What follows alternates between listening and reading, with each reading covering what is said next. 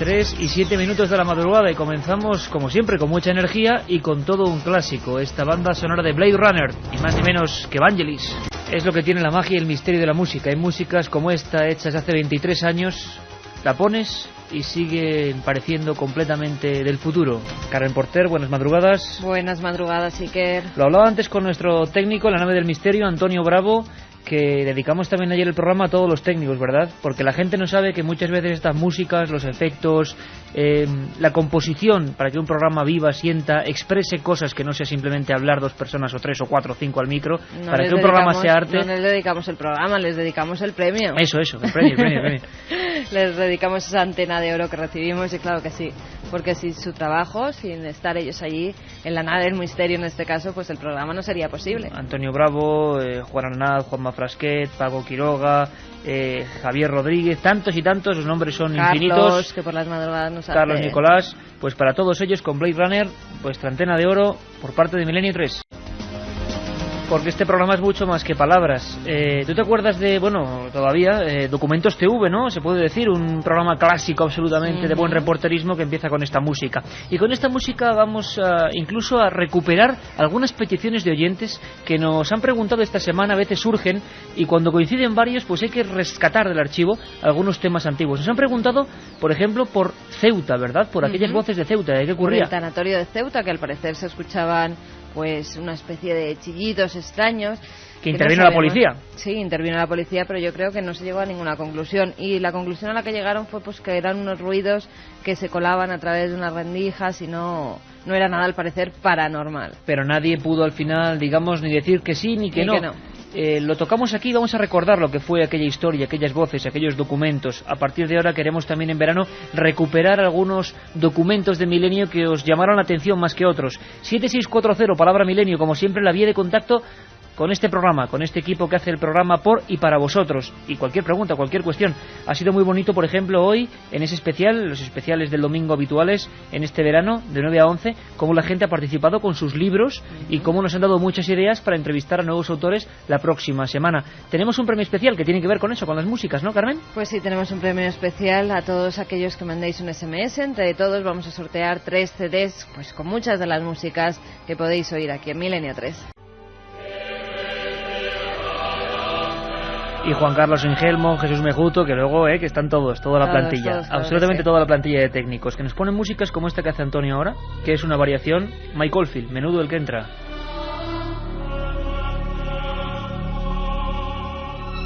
Porque vamos a hablar, queridos amigos, aferrados a las sábanas, imagino ya, porque hablamos de un asunto que fue polémico y fue un tanto truculento por el lugar donde ocurrían los hechos. Pocas veces nos habíamos encontrado con fenómenos extraños, ni más ni menos que en un tanatorio. Ocurría en Ceuta, ocurría hace 2 años, a finales del año 2000.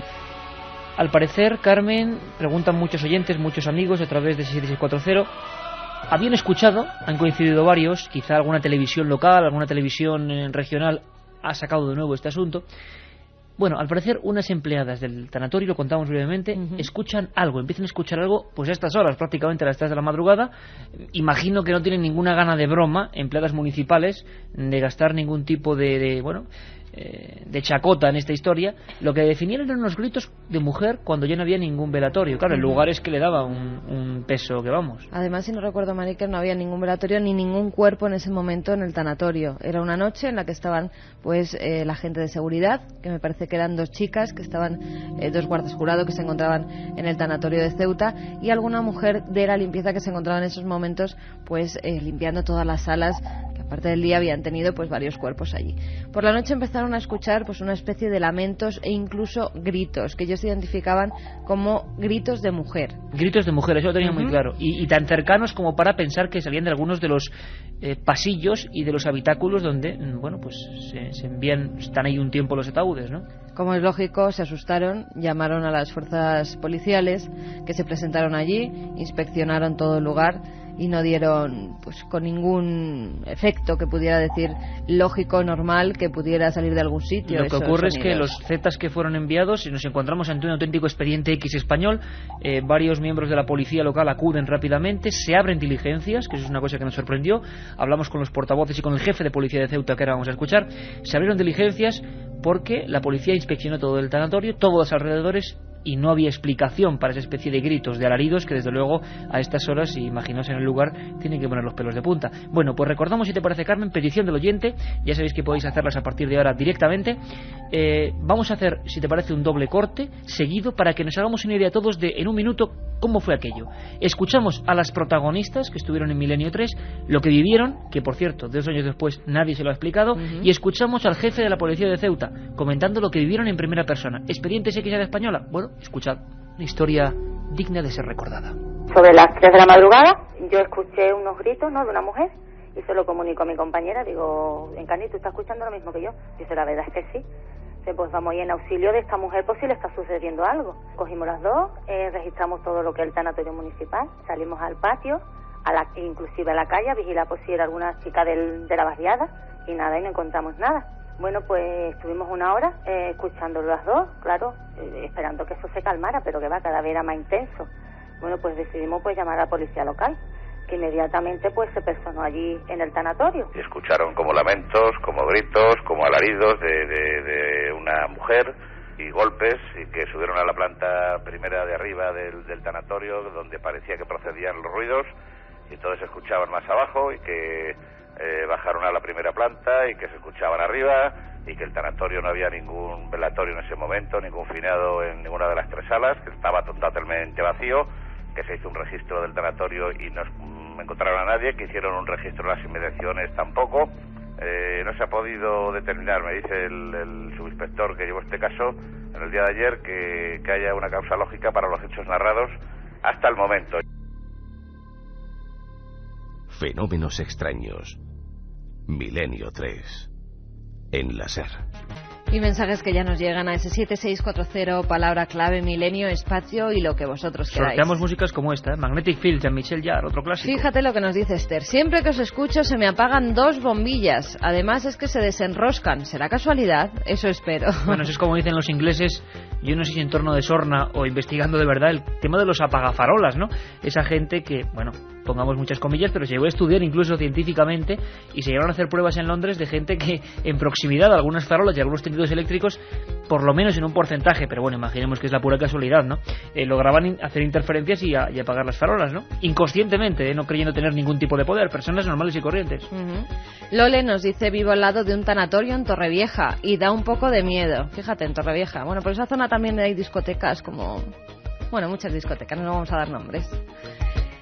Iker, ¿qué pasa cuando un programa sobre el pueblo de La Aroya de Almería? Nos dice Iker pasa, digo, bueno es un saludo muy, ¿no? Sí, felices vacaciones, nos dice Antonio de Granada, por eso me he quedado a leerlo como Iker pasa. Pero bueno, pues de La Aroya hemos hablado ya, compañero, hace 3 o 4 meses hicimos un programa sobre combustiones espontáneas. Ese fenómeno, en este caso sí, absolutamente científico, la combustión humana espontánea, CHE, 3 siglas terroríficas, y hablamos con documentos, con médicos, con investigadores científicos puros y duros que hablaban de la posibilidad de que un cuerpo sin agente externo que lo queme se empiece a combustionar. Y hablamos de La Aroya, ese caso que yo perseguí durante tanto tiempo y que, bueno, sacamos aquí los documentos en las voces de la gente de aquel pueblo. Hubo más de 1000 incendios espontáneos, varias muertes provocadas colateralmente por ese fenómeno. La creencia en La Aroya, año 45, de que era el demonio, claro, que iba a ser si no, para aquella gente, desierto de Almería, año 45, un caso único en el mundo y que aquí desgraciadamente apenas conocemos. Y ha ocurrido en Almería, no tan lejos. Incendios de La Aroya, lo recuperaremos y lo tomamos como petición. Así que aunque hicimos el programa, sacaremos de nuevo los documentos de esta gente. Fenomenal. Hola amigos, el miércoles vi un objeto redondo blanco en el cielo de Fuenlabrada, Madrid, sobre las 18 horas. ¿Alguien más lo vio? Nos pregunta Raúl. 5 de... ¿qué fecha pone? Miércoles. Es que ha habido varios informes que nos han llegado de muchos amigos de Milenio 3. Hay que tener mucho cuidado porque, como ya dijimos en la alerta 25J, hay un tipo de satélites militares que están dando muchos problemas y que evidentemente son de forma tan espectacular que, claro, cualquiera podemos confundirlas. Son los satélites NOS, satélites militares que a veces son 3 formaciones, como un objeto que parece un triángulo volando en plena noche, es muy espectacular, y que son satélites que hacen seguimientos marítimos y que están en España desde el año 76. Hombre, oficialmente no se pueden ver así muy bien, ¿no? Pero se ven, se están viendo, algo ocurre, así que atentos, a veces los supuestos ovnis son bien terrestres. Un amigo de Ceuta que nos dice, es cierto, yo personalmente oí algo como un llanto, creí que era un gato, pero no había nada allí. cerca del Monte Hacho, nos dice. O sea, un amigo de Ceuta que fue testigo entre la mucha gente que se acercó con la policía y los bomberos. Sí, que además hubo 8 es dotaciones. cierto lo que apunta, que dijeron que podían ser gatos o una gata que había parido en ese momento, y los chillidos sí que es cierto que se parecen muchas veces a lamentos. Pero fueron varios días. Sí, fueron varios días. Y lo más curioso es que era gente que llevaba años, la policía igual, y nunca se había denunciado nada parecido. Es siempre lo misterioso de estos temas cuando ocurren en inmuebles, ¿no? Y nos inquietan. Hicimos un programa sobre sucesos sonoros, ¿no? Con llantos de niños. ¿Por qué? Pues muy sencillo. Porque ocurren en entornos donde la gente está habitualmente, donde es su parcela de trabajo, donde está todos los días. ¿Por qué pasan? Se buscan explicaciones, pero ¿por qué pasan solo esa vez? ¿Y por qué no vuelven a pasar? Sobre todo eso, Carmen. ¿Por qué si son escarabajos, grillos, gatos, ya no existen los grillos ni los gatos? ¿Desaparecen? Bueno, de momento sabemos, Carmen, porque hay noticia interesantísima, acudimos a la ciencia, va a haber un segundo viaje a uno de los planetas más enigmáticos del sistema solar, una exploración, por supuesto, a un planeta siempre en llamas, siempre entre fuego. Segundo viaje de la NASA a Mercurio, ¿no es así, Carmen?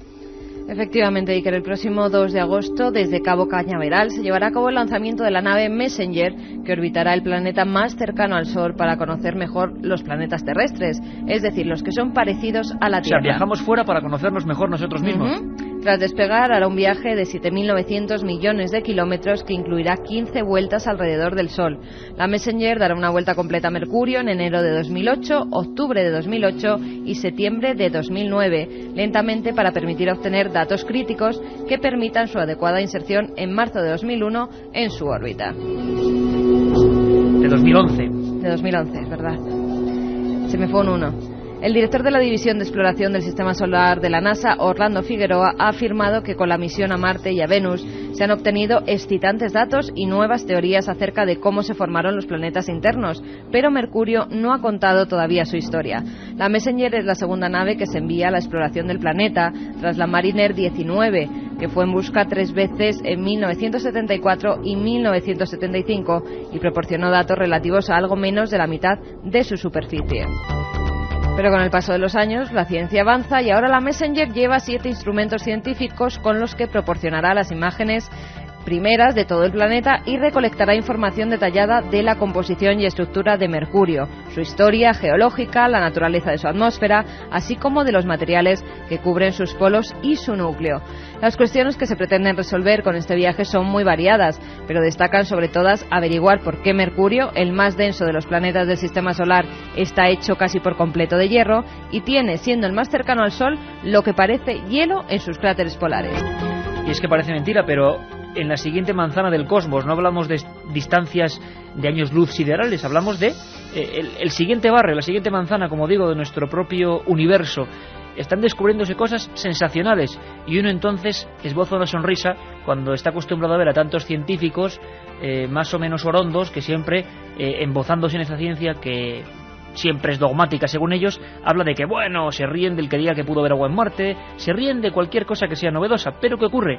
Que la propia NASA y la propia ciencia va descubriéndonos que no teníamos ni repajolera idea, se podrá decir a estas horas, ni repajolera idea de lo que es nuestro vecindario cósmico. Nada.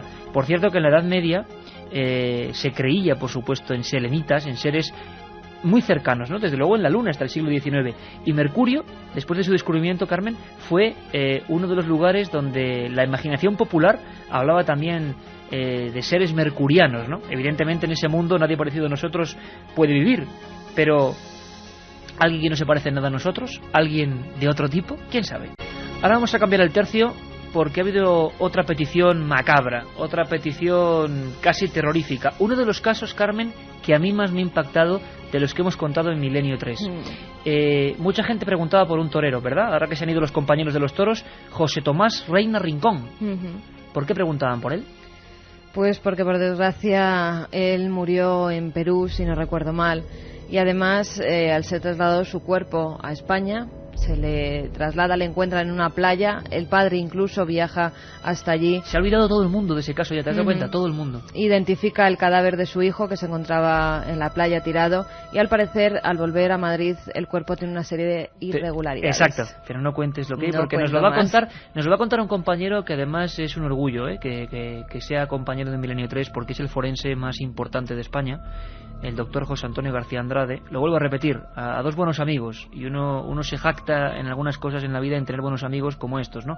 Manolo Jiménez y el doctor Andrade, que han empezado una serie en televisión española en la 1, Lo que me contaron los muertos, que es el mismo título de uno de esos libros. Es bonito que tanto CSI, tanta historia americana está muy bien, pero es que en España están los mejores profesionales de Europa, voy a decir, y no sé si me quedo corto, los mejores de Europa desde luego, así los consideran. Doctor Andrade, claro, 4.000 autopsias, pues le llegó el cuerpo de Reina Rincón. Yo que conozco el Perú y conozco Lima, sobre todo hace unos años, era un sitio peligroso, hay que decirlo así de claro. Muy misterioso, pero peligroso.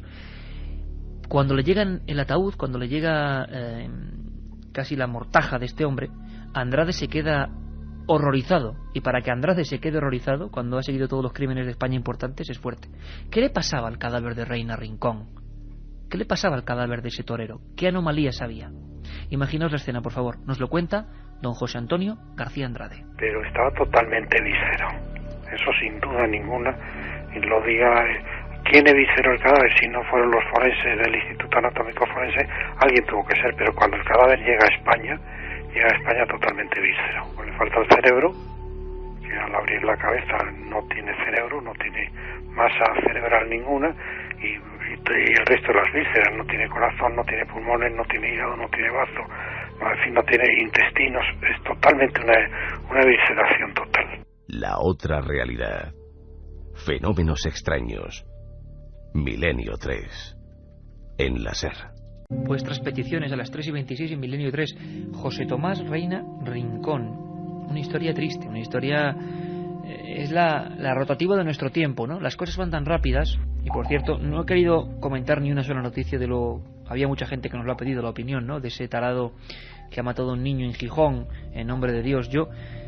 es que hay cosas que me desesperan con el género humano y diría auténticas verdades. Diría lo que pienso, que no es nada políticamente correcto, ni es nada peloteril y pensando que todos valemos lo mismo. Yo creo que no todas las vidas valen lo mismo. Y... desde luego da mucha pena lo del niño de 8 años, un tarado, bueno, no sé cómo definirlo, que lo degolló hace unas horas en Gijón. Estas cosas ocurren, hay que informar y a veces ocurren, pues mira, porque las personas son así o porque han enloquecido, a veces por temas extraños. Ahora vamos con un tema en Italia parecido y muy triste. Reina Rincón, lo que sabemos es que, nos lo contaba Andrade y su abogado, las noticias son tan rápidas, como decía, que se olvidan, que ya nadie investiga o que se queda ahí, ¿no? En papeles muertos. Papeles como los que había en la cabeza de Reina Rincón. Cuando llega el cadáver, que tiene que llegar entero y con todas las vísceras, el doctor Andrade se da cuenta de que en Perú algo ha pasado. Se habló de sectas, se habló de rituales macabros, se habló de tráfico de órganos. Es un caso muy espinoso porque nos toca además a nosotros, ¿no? Los españoles. Cuando abren lo que es el córtex, abren la capa del cerebro, en vez de encontrarse la masa encefálica, se encuentran en la guía de teléfonos. Páginas de la guía de teléfonos de Lima. Cuando abren el cadáver, se dan cuenta que hay un costurón y que le han quitado todos los órganos vitales. Era un pellejo humano. Y eso es totalmente ilegal. Lo que pasa que en Perú insistían en que no abriesen para nada la caja. Claro, Andrade, buen científico, no hizo caso. Y el abogado tampoco. Pero ahí ha quedado la historia. Tráfico de órganos. ¿Qué ocurrió con esas partes del cuerpo de Reina Rincón? Bueno, quizá, y es la desgracia, a veces en Milenio 3 lo repetimos mucho, nunca lo sabremos. La otra realidad. Milenio 3. En la SER. Amigos que nos siguen escribiendo ese 7640, palabra clave, milenio, espacio, y ya sabéis lo que vosotros queráis.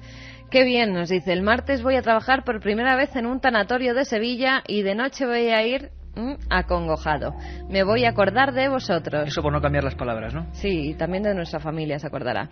Saludos a todos los que hacéis el programa. En mi niñez vivíamos junto a un cementerio. Cuando fue abandonado, hay quien aseguraba que se escuchaban lamentos. La historia, como el cementerio de Málaga, que nos contaba Luis Mariano Fernández y Francisco Contreras en su día, de llantos de niños, ¿no? Parece que...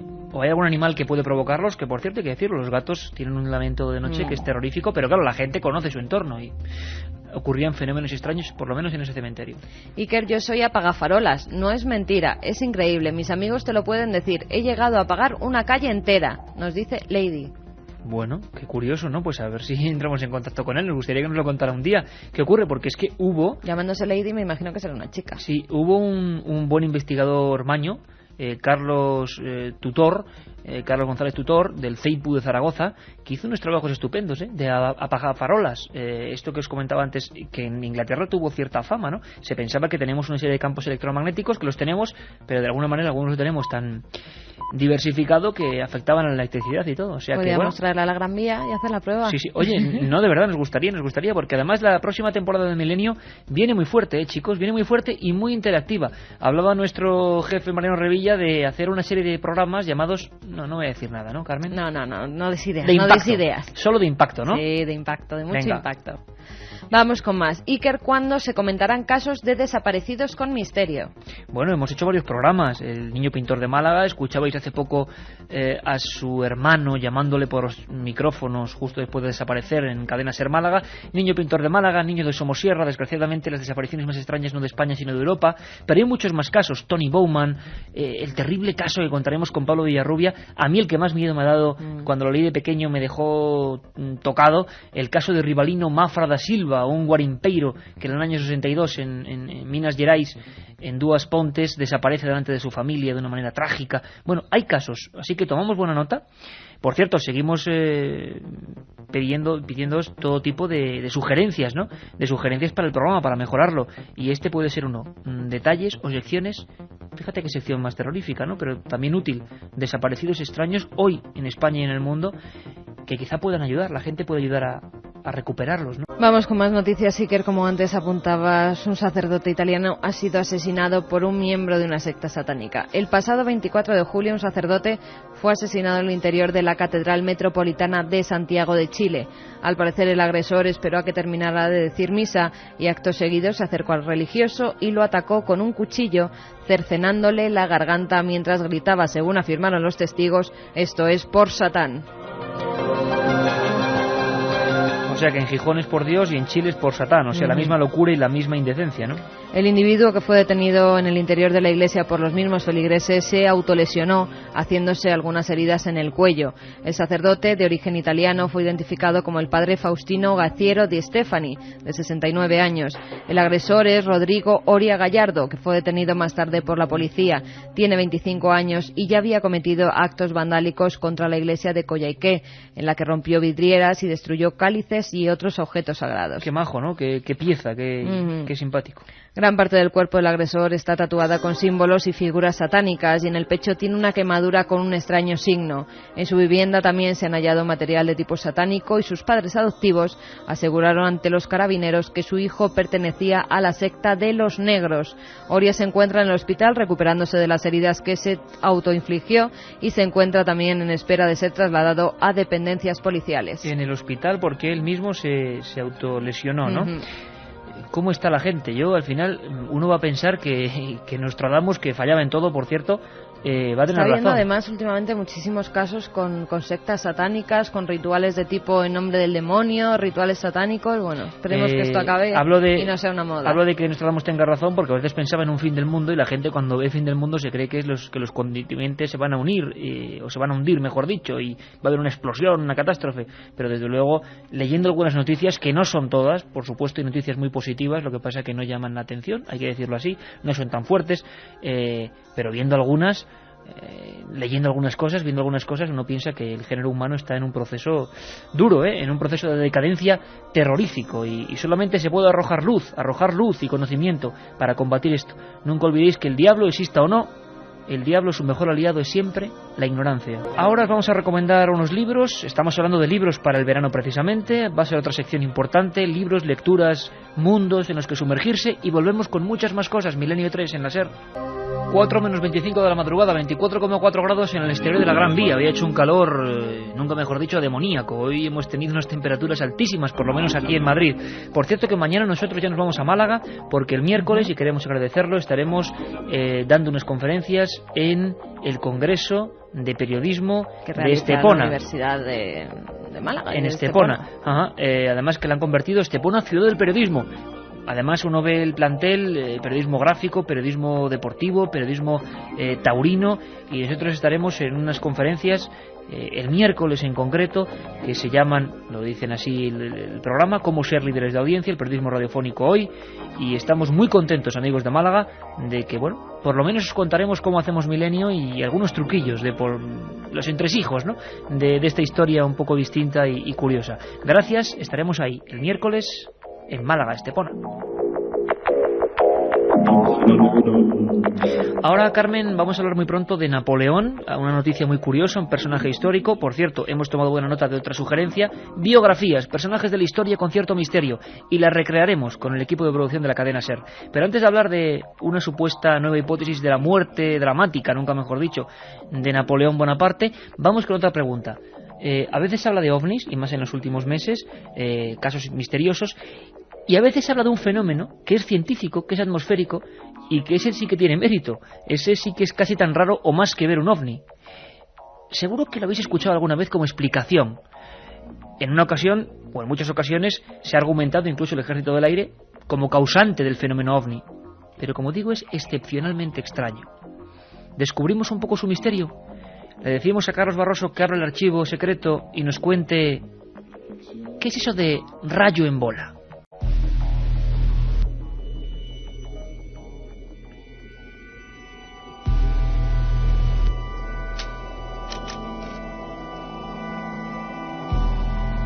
El rayo esférico, también conocido como rayo en bola o Foo Fighter, es un acontecimiento atmosférico luminoso, de apariencia esferoide y de carácter eléctrico. Quienes lo han visto no dejan de mostrar su sorpresa tras haber visto surcar el cielo de forma silenciosa esta especie de bola de fuego.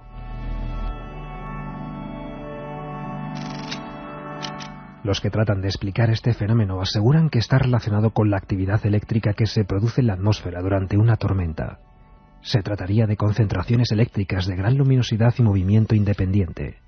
Tienen un diámetro de entre 20 y 30 centímetros, aunque en ocasiones llegan hasta el 1,5 metros.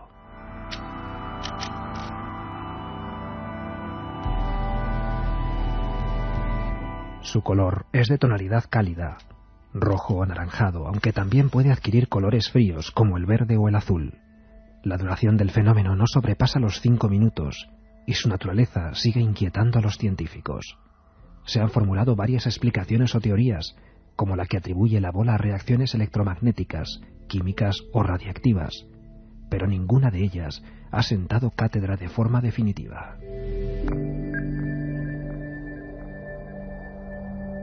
Quizás uno de los casos más conocidos de este fenómeno sea el que ocurrió en enero de 1984 a los pilotos de un avión soviético que volaba sobre el Mar Muerto.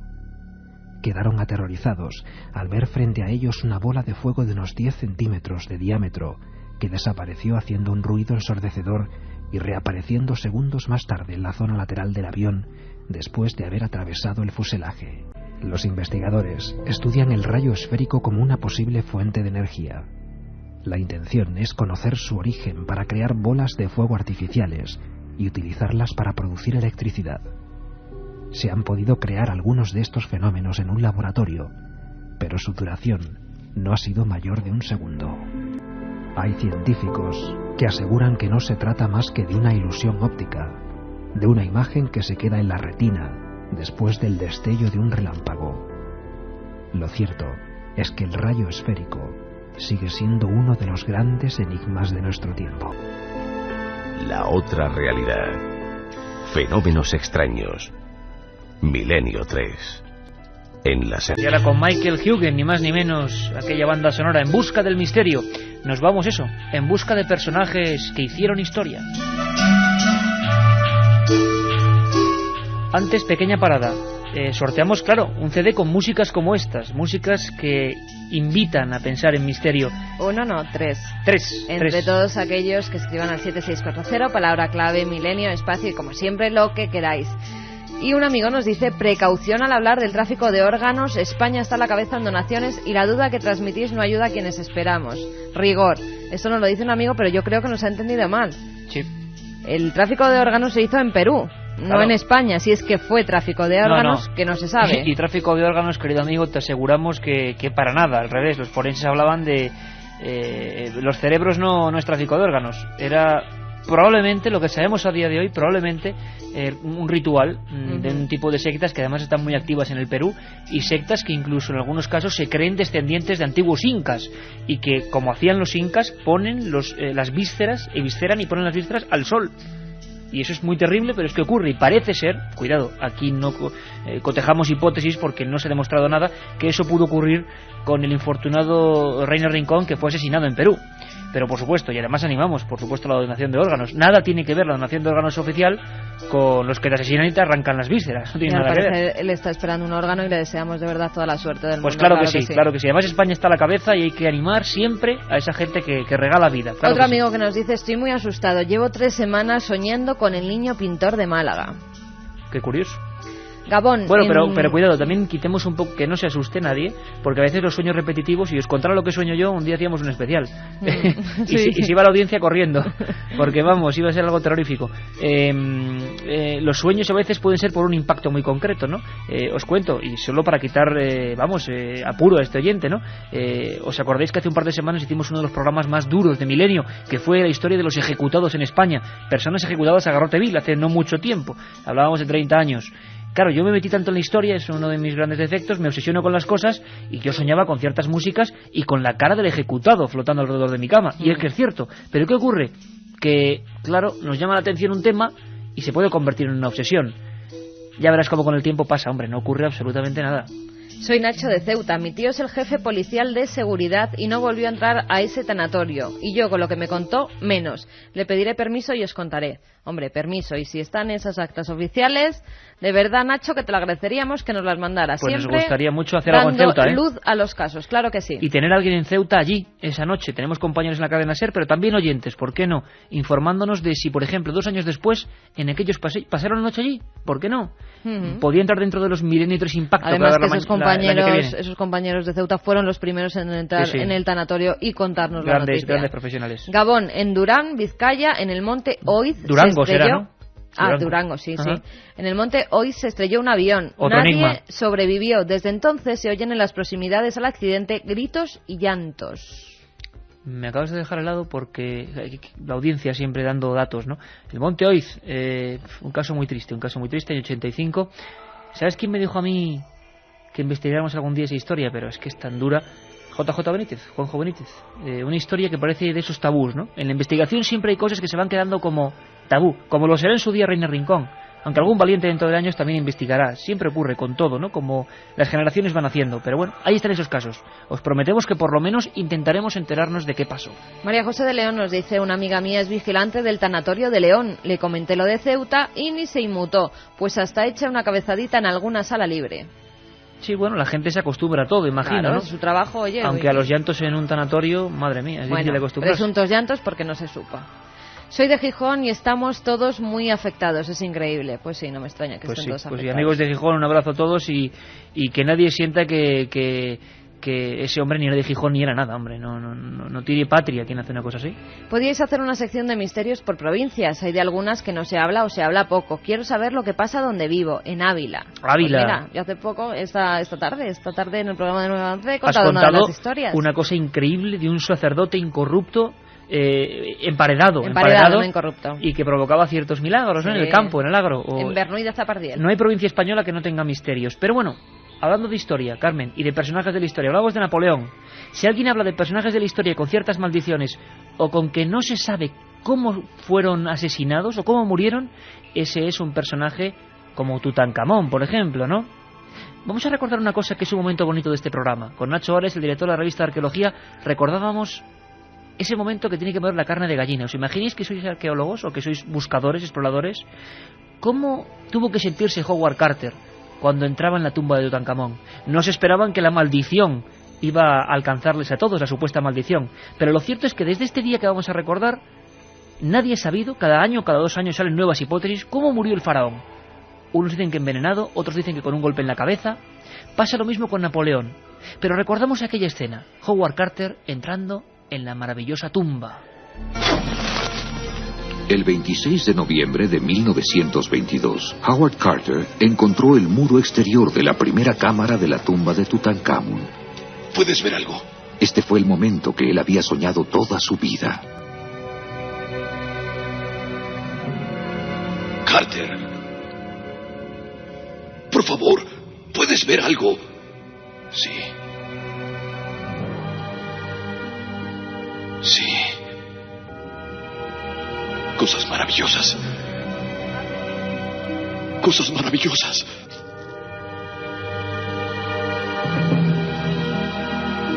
La otra realidad. Fenómenos extraños. Milenio 3. En la SER. A las 3:46 con 24,1 grados en la Gran Vía, yo me imagino, bueno, haría el doble en el Valle de los Reyes que tanto hemos recorrido. Yo me imagino, Carmen, claro, se pudo morir tranquilo Howard Carter después de esa escena, ¿no? Lo que puede sentir un hombre que llevaba toda la vida buscando eso, cuando nadie le creía, y en aquella tumba dio el último martillazo, cayeron varias piedras, y se encontró en la penumbra esa inmensa máscara mortuoria que doraba, que brillaba en la oscuridad reflejada por su propia antorcha, ¿no? Y entonces su ayudante le dijo, ¿qué ves? Y dijo, cosas maravillosas. Haremos biografías de los grandes buscadores de la historia, claro que sí. Ahí entrará sin duda el gran Howard Carter, todo un espíritu, un hombre que era un tercer milenario, sin duda alguna. Como decimos, de ese faraón niño se habló siempre de cómo murió, y nadie se pone de acuerdo. Bueno, pues con Napoleón, que parecía claro cómo había muerto, ahora empieza a haber dudas. Carmen, ¿qué ha pasado? Napoleón, al parecer, según un nuevo estudio, no murió de un cáncer ni asesinado, sino por una sobredosis de fármacos suministrada accidentalmente por unos médicos. Esto es lo que afirma una nueva teoría que ha sido publicada en la revista científica británica New Scientist. Napoleón falleció en 1821, a la edad de 51 años, en la isla de Santa Elena, en el Atlántico Sur. Allí fue deportado tras la derrota en la batalla de Waterloo en 1815, en la que ingleses y prusianos vencieron a las tropas del legendario emperador francés. La mayoría de los historiadores ha aceptado la explicación oficial de que Bonaparte murió de cáncer de estómago, según la autopsia que efectuó su médico personal, Francesco Attomarchi, con 5 doctores más como testigos. Sin embargo, las dudas asaltaron a los expertos en 2001, cuando un equipo de forenses franceses afirmó que unos análisis de cabello atribuido a Napoleón indicaban que el emperador había padecido una gran exposición al arsénico. Ahora, unos científicos del Departamento de Examen Médico de San Francisco, Estados Unidos, sostienen que Napoleón posiblemente enfermó por el arsénico al inhalar humo de carbón quemado. Pudo morir por el tratamiento de unos médicos que intentaron curarle con demasiado fervor. Al parecer, los médicos dieron al emperador dosis regulares de tartrato de potasio antimonio, una sal utilizada para hacer vomitar, y con frecuencia le suministraron enemas, un medicamento líquido que sirve por lo común para limpiar y descargar el vientre. Al parecer, una dosis de 600 miligramos de cloruro mercúrico, administrada para limpiar los intestinos 2 días antes de su muerte, pudo ser el causante final del fallecimiento de Napoleón.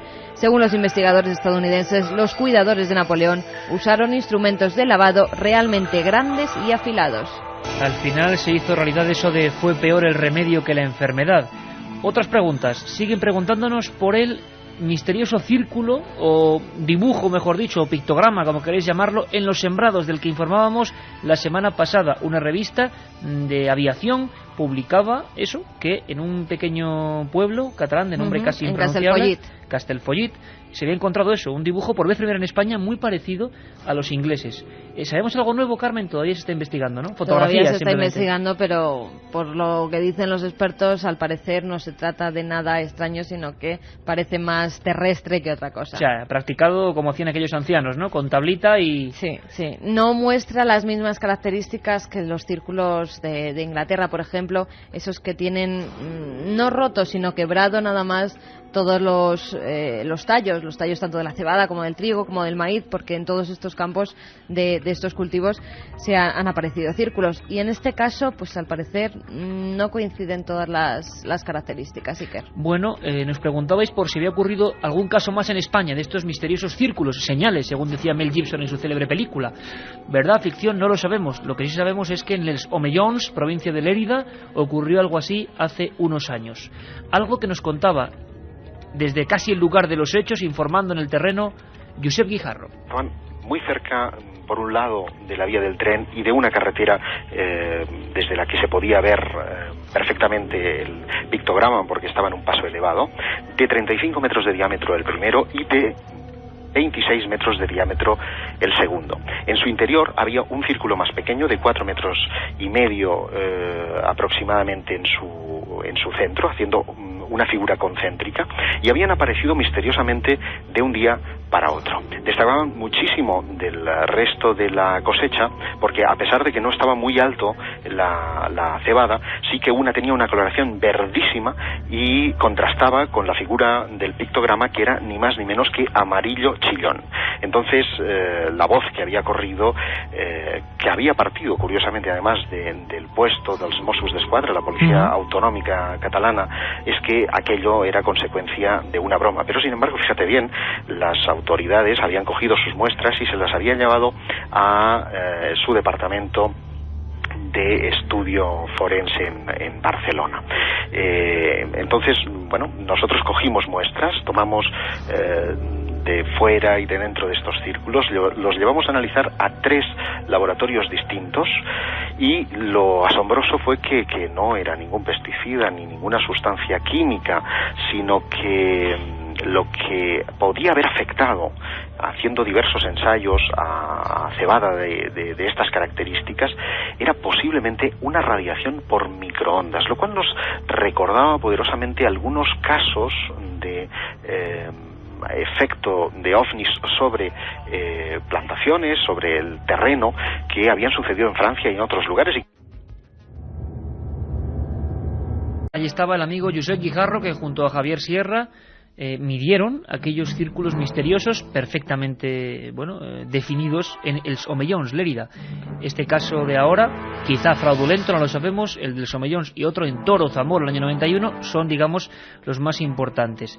Lo que no es muy normal, aunque en España ha habido muchos casos, hablaremos algún día del monstruo de Laredo o del monstruo de Fortuna, pero serpientes gigantescas lacustres o monstruos de este tipo no ha habido muchos. Ahora ocurre en Garupa, Arroyo Garupa, nos lo cuenta Carmen. El pasado domingo, ayer mismo, Domingo Recalde, un vecino de Posadas, Argentina, se encontraba en el arroyo de Garupá intentando cazar algún animal cuando se encontró con una serpiente. O sea, teletipo de hace unas horas. Gigante, que al parecer se lleva apareciendo pues allí unos años. Según afirmó, eran las 8:30 de la mañana cuando observé que el bicho tenía la cabeza fuera del agua. Me quedé mirándole porque era muy grande. La cabeza era casi cuadrada, de unos 40 centímetros de ancho, de color marrón y con pintas. El resto de su cuerpo estaba sumergido en el agua. Varios vecinos de la zona recordaron que desde hace cosa de 8 años los pescadores que están allí por la noche dicen que muchas veces habían escuchado extraños ruidos, e incluso alguno aseguró haber observado a un animal de grandes dimensiones que se desplazaba por el agua. El animal allí es conocido como cabeza de perro. Ahora los lugareños se preguntan si los terneros que han desaparecido por la zona han podido ser devorados por esta serpiente gigante. Y vamos muy rápido porque, como veis, las noticias hoy casi nos pisan toda la actualidad con ovnis. El fenómeno ovni, sea lo que sea este, objeto volante no identificado, sigue copando portadas de los periódicos. Filmación espectacular de un presunto ovni en Argentina. Un matrimonio de turistas que viajaba desde San Antonio de los Cobres a Buenos Aires fotografió 2 objetos voladores no identificados. El ingeniero mecánico César Cotticelli y la ingeniera agrónoma Graciela Cedro, que iban acompañados de sus hijos de 2 y 9 meses, se encontraban en su coche regresando de unas vacaciones cuando se pararon en un paraje a descansar y a hacer unas fotografías. Según ha afirmado Cotticelli, veníamos sacando fotografías del sensacional paisaje y en la zona donde captamos la presencia de los ovni hicimos al menos 80 tomas. Quiero decir que no nos percatamos en el lugar de la presencia de estos objetos, sino que los advertimos después, cuando aparecieron registrados en las fotografías que hicimos revelar. El propietario del negocio examinó exhaustivamente los negativos y descartó que las 2 figuras fueran manchas en el negativo o producto de alguna reacción química. Revisamos el material con lupa y no hay duda. Se trata de elementos que estaban en el aire y que por razones desconocidas no son registrables para el ojo humano. También añadió que primero advertimos la presencia de un ovni, pero al ampliar la imagen nos dimos cuenta de que sobre el mismo había otro más pequeño con una forma circular perfecta, aunque inclinado. El de tamaño mayor era de color ámbar, con una forma similar al caparazón de una tortuga, y el otro era grisáceo. De lo que estoy seguro, decía el testigo, es de que se trataba de algo físico. Aparte del 7640, ya sabéis, sorteamos esos 3 CDs con las músicas de Milenio 3. Tenemos un mail, milenio3@cadenaser.com, porque nos llegan muchas fotografías misteriosas. Hace unas semanas, bueno, con la alerta OVNI nos han llegado cientos, pero nos llegaba una muy curiosa de Salamanca, un buen amigo de Salamanca, junto a la catedral fotografiaba algo que no vio en el momento de obtener la toma, y cuando uno no ve, lo digo para aviso navegantes, cuando uno no ve y aparece en la foto, puede que tenga mucha posibilidad, y sé que, claro, yo soy muy escéptico para los crédulos y muy crédulo para los escépticos, pero que sea un reflejo, una defracción en la lente, y que se produzcan formas que no vemos, pero que son completamente naturales. El análisis lo llevamos a José Manuel García Bautista, nuestro informático de cabecera, y a Guillermo León, y no daba lugar a las dudas. Periódicos de Salamanca han sacado esta misma semana la foto de ovnis en Salamanca. Podemos decir, por el análisis efectuado, el análisis realizado por el equipo de Milenio 3, que es simplemente un efecto lumínico en la propia lente. Y vamos con los ganadores, ¿no, Carmen? Vamos con los ganadores. Uno de los discos se va para Susana de Vitoria. Gracias por recordar algunos casos para los que no pudimos escucharlos. Lo del torero es lo más fuerte que he oído nunca. Bueno, y fue tremendo. Por cierto, en Vitoria estaremos a finales de septiembre, principios de octubre, iremos informando, programa mítico, en un lugar mítico, Ochate, el pueblo maldito. Estaremos allí y estaremos en Vitoria, delante del público, haciéndolo pues lo mejor que podamos. David nos dice, la historia nos vende que Napoleón murió asesinado y en realidad se lo cargaron con lavativas. Menuda muerte. Vaya muerte más poco gloriosa, ¿no?, para un hombre como Napoleón. Tal vez por eso la historia cambió y lo convirtió en un asesinato. Oye, bueno, quién sabe. Nadie sabe nada. Félix, por último, al que va el último disco, nos dice: quisiera que dedicarais un programa a contar vuestras propias experiencias investigando casos. Otra noche de miedo. Me encantó. Bueno, noche de miedo, sí señor. Lo apuntamos aquí, noche de miedo. Queremos recomendaciones, queremos nuevas secciones, queremos libros del verano que seguiremos recomendando. Hay muchos en la lista de espera con los autores. Experiencias propias. ¿Tú contarías alguna en 10 segundos? No, un susto, un impacto. No. Yo sé que hay una que he recordado últimamente que te impactó bastante, que es la de la mujer de Palencia, ¿no?, que recordaremos en alguna ocasión. Sí. La de la momia de Palencia. Bueno, lo que pasa es que nos dirían que, bueno, que somos muy vanidosos contando historias propias, pero os prometemos esa noche de miedo con los investigadores, con los amigos del misterio, como hicimos hace unos meses, y contándonos sus, encuentros con lo misterioso y a veces con lo natural, pero que provoca el mismo miedo. Nos despedimos, os dejamos ahora mismo con los servicios informativos de la cadena SER y después con nuestro compañero Vamos a darle Roberto antes Sánchez. Un abrazo a Cristi de Mallorca, que nos dice: estoy embarazada y no debería escucharos porque paso un miedo, pero no puedo evitarlo. Bueno, pues ya tenemos otro milenario, ¿eh? Pues bueno, Cristi, que sea una hora cortita, ¿eh? Que tengan suerte. Otro milenario para el mundo y que les haga escuchar la SER desde muy pequeño. Bueno, nada más, muchas gracias. Este fin de semana para nosotros ha sido muy especial, no podemos decir lo contrario. Ha sido muy especial recibir esa antena de oro de la Federación de Asociaciones de Radio y Televisión de España, con tantos profesionales. Gracias a todos y sobre todo gracias a vosotros. Es nuestro primer premio, esperamos que no sea el último, pero sobre todo tener vuestra confianza. Un abrazo. La otra realidad. Fenómenos extraños. Milenio 3 en la SER.